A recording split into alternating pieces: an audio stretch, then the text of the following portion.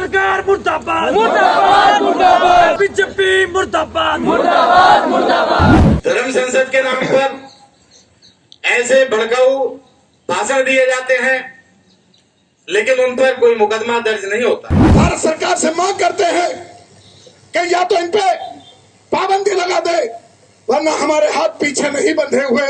जब से ये संघी लोग इक़्तिदार पे फाइज हुए हैं, जब से पूरे देश में चैन और सुकून गारत हो गया। बंद करो, बंद करो, बंद करो। सीपीआई जिंदाबाद, जिंदाबाद, जिंदाबाद। इसके अंदर जो हुकूमतें रही, उन्होंने हमेशा कोई ना कोई ऐसा काम किया जो मुसलमानों को टारगेट किया।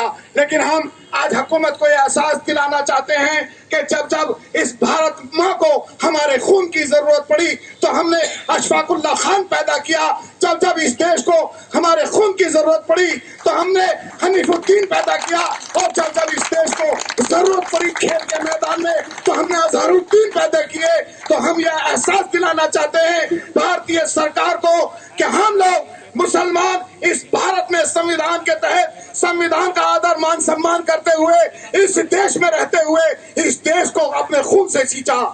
लेकिन ये आज आरएसएस के आतंकवादी, बजरंग दल के आतंकवादी अगर ये वाकई अपने देश से मोहब्बत करते हैं तो चाइना से जाके अपने जमीन को वापस ले। और मैं आपको बता दूं कि अगर ये वाकई इतने दिलावर हैं तो पाकिस्तान से जाके वहां उनसे लड़े जो यहाँ कश्मीर में उन्होंने आतंकवाद फैलाया हुआ है। मैं आपको ये बता दूं, हमारे जो देश के फौजी हैं वो अपनी जानों पे खेलकर हमारे देश की हिफाजत करते हैं, लेकिन ये आतंकवादी हमारे देश के अवाम को बेचैनी में फैलाकर हमारे देश के लोगों के अंदर बेचैनी पैदा करने की कोशिश कर रहे हैं। ये हम आपको भारत सरकार से मांग करते हैं कि इन आतंकवादी जो तंजीमें हैं उन पर बैन लगाए, जैसे आरएसएस है, जैसे बजरंग दल है, विश्व हिंदू परिषद है और बहुत सारी तंजीमें जो हिंदुत्ववादी ये भारत के अंदर अमन चैन खत्म करने की कोशिश कर रही है। हम भारत सरकार से मांग करते हैं कि या तो इन पे पाबंदी लगा दे, वरना हमारे हाथ पीछे नहीं बंधे हुए। हम अपने दिफा के लिए खड़े हो गए तो फिर आपको संभालना भारी पड़ेगा। और भारत सरकार कानों पे चू नहीं रहेंगी। मैं आदरणीय सुप्रीम कोर्ट से निवेदन करता हूं कि इस पे फौरन इस पे एक्शन ले और इस पे विचार करे कि भारत के अंदर न मुसलमान हिफाजत से है, न सिख हिफाजत से है, न ईसाई हिफाजत से है, न आदिवासी हिफाजत से है और न दलित हिफाजत से है। मैं आप लोगों के माध्यम से एसडीपीआई के बैनर से मैं ये मांग करता हूं भारत सरकार से और सुप्रीम कोर्ट से कि या तो इन आतंकवादियों पे बैन लगाए, वरना फिर हमारी अपने बचाव के लिए जो हम कोशिश करेंगे उसके लिए भारत सरकार जिम्मेदार होगी।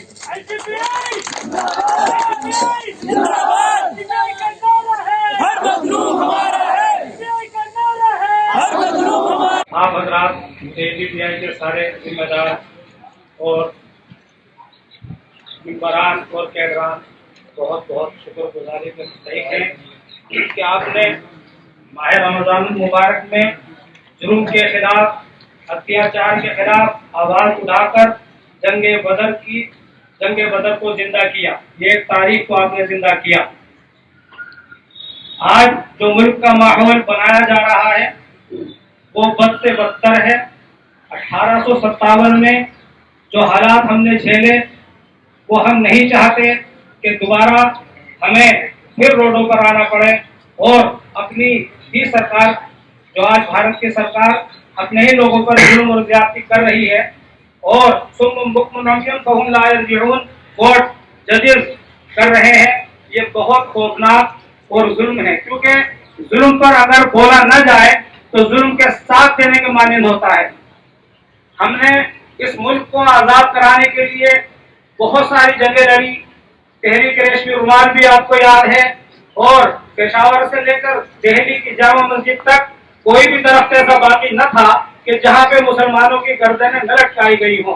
और उस वक्त जो माफीनामे अंग्रेजों को दिया करते थे, आज वो हमारे दुश्मन बने हुए हैं और को, हमारी औरतों को और हमारी जान लेने पर आमादा है।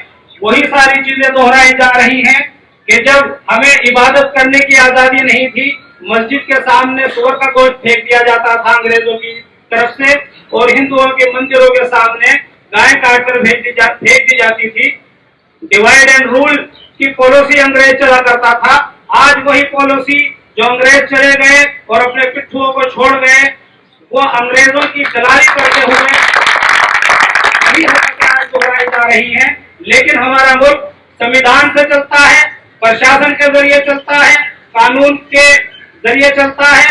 इस वजह से ये गुंडई सरकार जो आई है, इसको बहुत जल्दी हम गिराएंगे और एसडीपीआई सरकार को गिराने का काम करेगी, क्योंकि एसडीपीआई हमेशा राष्ट्रीय सेवक संघ की पॉलिसियों को आप तक पहुंचाती रही है। राष्ट्रीय सेवक संघ के जरिए जो 300 कानून बनाए गए हैं और हर जगह अपने पिट्ठुओं को छोड़ा गया है, उसको हम खंडन करते हैं। कोई शौक से नहीं, बहुत मजबूरी में आना पड़ा है। आज हमारे मुल्क की हुकूमत कुछ ऐसे लोगों की बन गई है जो ना तो भारत के तिरंगे का सम्मान करते थे, ना भारत के संविधान का। अभी इत्तेफाक से उनके अंदर की सारी भावनाएं उजागर हो रही हैं। बल्कि मैं तो ये कहना चाहूंगा कि ये वो लोग हैं जो जय श्री राम का नारा तो लगाते हैं, लेकिन इनकी राम भक्ति भी नजर नहीं आती। क्यों नहीं आती? क्योंकि मैंने तो जो पढ़ा था, रघुकुल रीति सदा चली आई, प्राण जाए पर बचन न जाई। रामराज की तो ये चौपाई बड़ी अहमियत रखने वाली थी। लेकिन ये लोग क्या कर रहे हैं? ये एक तरफ तो सबका साथ, सबके विकास की बात करते हैं, लेकिन जैसे ही चुनाव में कामयाबी मिलती है, ये सबके विनाश की शुरुआत करने की बात करते हैं। तो ये सच्चे राम भक्त भी नहीं हो सकते। और इन लोगों को जरा सी भी गैरत नहीं है। हमारे देश का बहुत सारा हमारा हिंदू भाई जो किसी भी हालत में इस तरह की चीजों को पसंद नहीं करता, वो प्यार मोहब्बत से इस मुल्क में रहना चाहता है। लेकिन आरएसएस के गुंडे और आरएसएस की सरकार आज भारत में है और वो पूरी तरह से मजहबी उन्माद पैदा करना चाहते हैं। साथियों, आज के इस प्रदर्शन के माध्यम से हम हुकूमत हिंद से मांग करना चाहेंगे कि इस तरह का जो व्यवहार है ये ना किया जाए।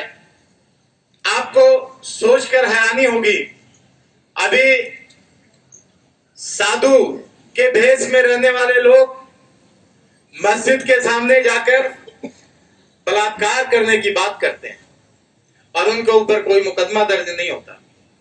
धर्म संसद के नाम पर ऐसे भड़काऊ भाषण दिए जाते हैं, लेकिन उन पर कोई मुकदमा दर्ज नहीं होता।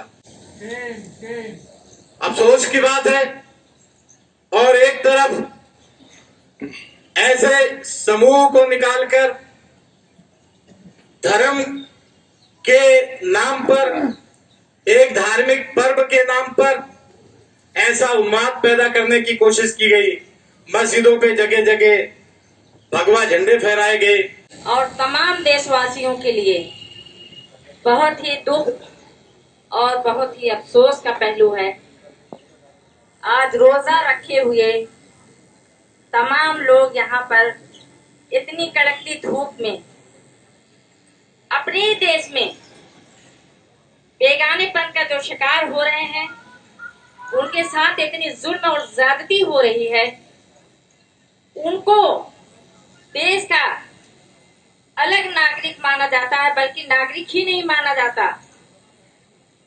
जो अभी रामनवमी के मौके से प्री प्लान, मैं तो यही कहूंगी, जो प्री प्लान देश को, देशवासियों को बांटने की पूरी कोशिश हुई, जिस तरीके से दंगा एक ही तरह का हुआ, वो पूरे देश, पूरी दुनिया इस बात की गवाह है। और जब जब तारीख दोहराई जाएगी, इसको जरूर याद रखा जाएगा।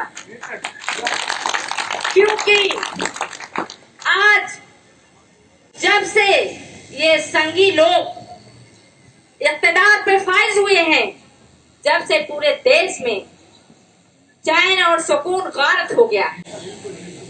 वो किसी एक समुदाय की बात यहाँ नहीं है,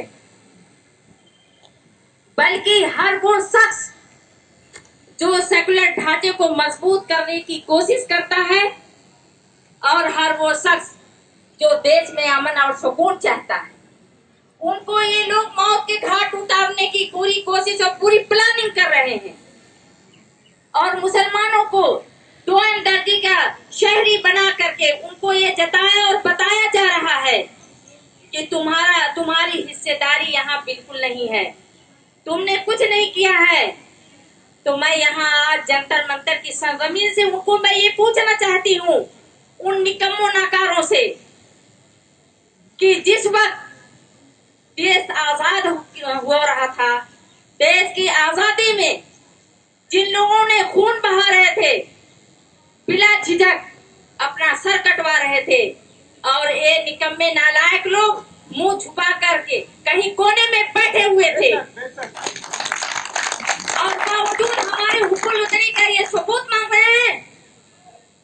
बहुत ही दुख और अफसोस की बात है। और ये मैं चैलेंज करना चाहती हूँ उन लोगों को कि अगर तुम्हारे पास हिम्मत है तो आकर के आंखें में आंखें डाल करके तुम्हें ये साबित करना पड़ेगा और ये जवाब देना पड़ेगा